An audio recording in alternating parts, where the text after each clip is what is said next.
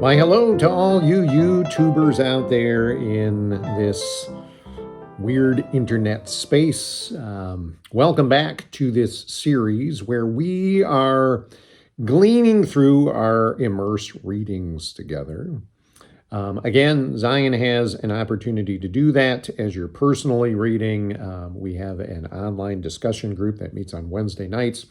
But this is for some of those things that either fall through the cracks or just recognizing there's more to catch in a given session of reading than we can ever discuss together. So here are some things that have been on my list.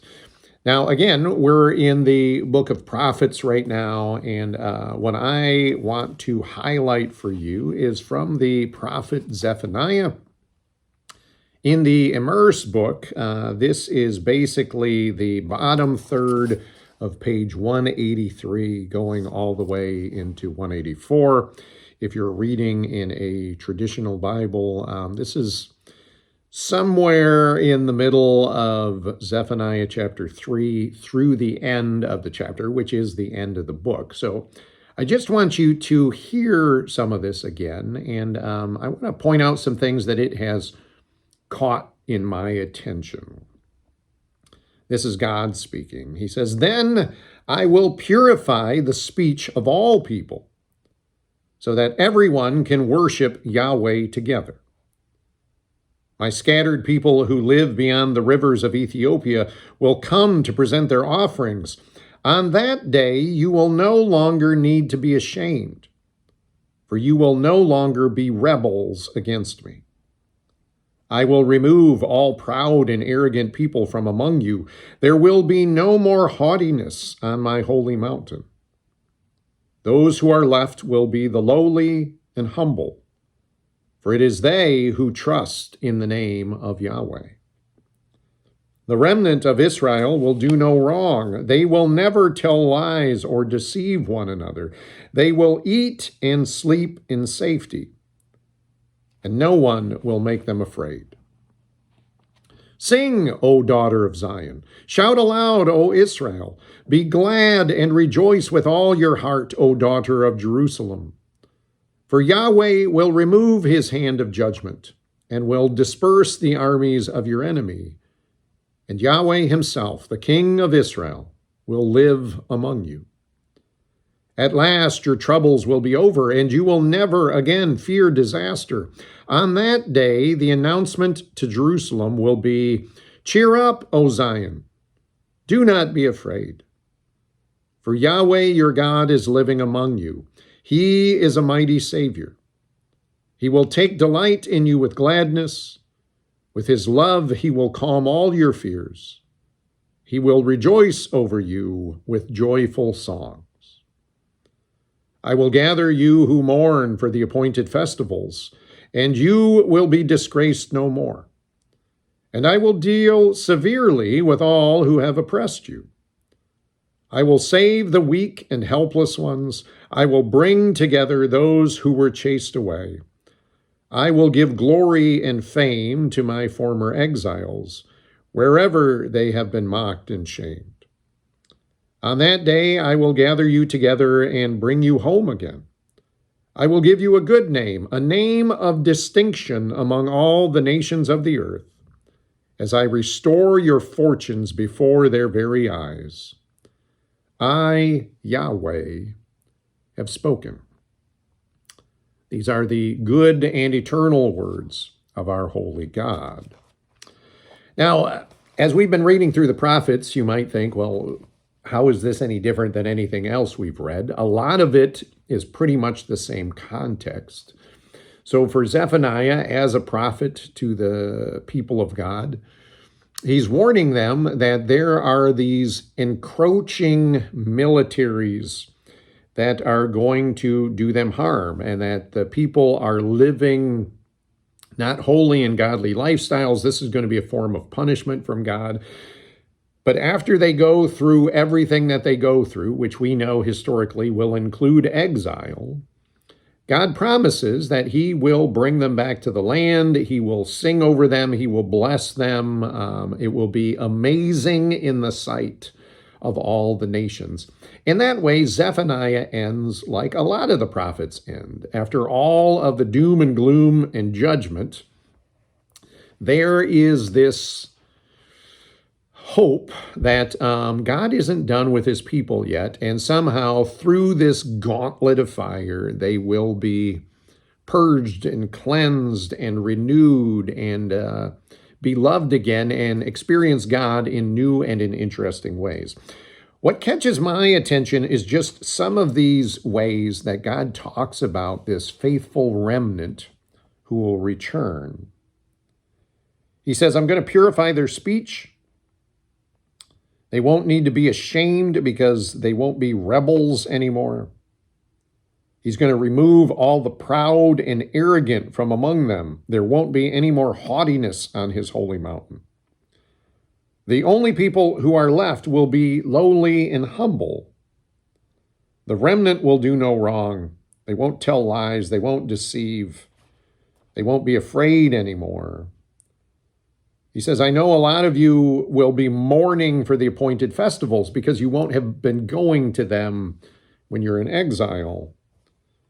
But you won't be disgraced anymore. Those who have oppressed you will be dealt with severely. He's going to save the weak and the helpless ones. He is going to give glory and fame to his former exiles. They won't be mocked or shamed anymore. They will have a good name, a name of distinction amongst the nations. And the nations will marvel because they will have seen this lowly and despised people get restored through no effort of their own, right before their very eyes. Now, with that in mind, I want you to hear again a very famous teaching of Jesus from the Gospel of Matthew, chapter 5. With that Zephaniah background intact, here are these words. Now, when Jesus saw the crowds, he went up on a mountainside and sat down. His disciples came to him, and he began to teach them. He said, Blessed are the poor in spirit, for theirs is the kingdom of heaven.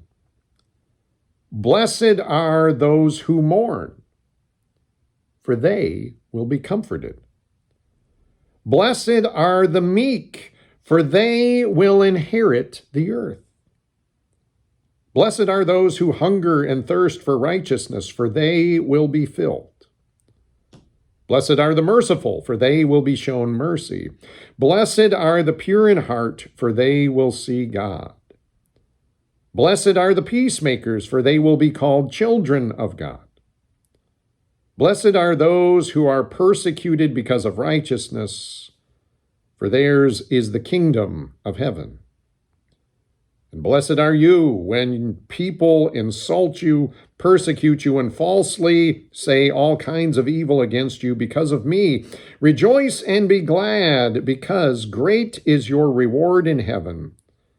For in the same way they persecuted the prophets who were before you. Isn't it fascinating? I mean, this hit me really hard in this reading of Zephaniah.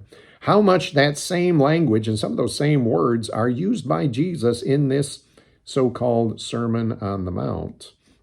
I think we often think of Jesus' words in different tones, but if you think about it as being couched in the terms of exile and the prophets of old and how they were received, it takes on a completely different flavor.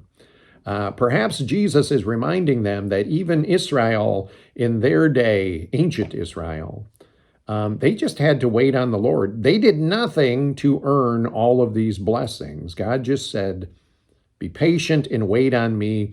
Be faithful. Long for all of the right things, and I will bless you. Some of those same words, those people who mourn, those people who are meek and humble, they will inherit the earth. When you think of that in Zephaniah's day, that means they'll be brought back to the land, the promised land. People who are merciful will be shown mercy. People who are pure in heart will get to see God. People who strive for peace, even amidst the Romans, even amidst the Assyrians and Babylonians, they will be called the children of God. How about in our day? What kinds of things can we learn from both Zephaniah and Jesus in the Sermon on the Mount about how we're supposed to live, and maybe what we're not supposed to be striving to do, but how we are to be reliant upon God? If God sees faithful activity of, regardless of your circumstances, regardless of whether you're majority culture or not, just being patient and waiting on Him and living a good, holy life that is full of mercy, that's mourning for the right things that are being lost, that desires righteousness, that you're hungering and thirsting for those things, that you are taking care of those who are poor, that you are keeping yourself pure, that you are constantly working for states of peace and shalom. That is so much more powerful and so much more informative when you hear Jesus's words in light of Zephaniah.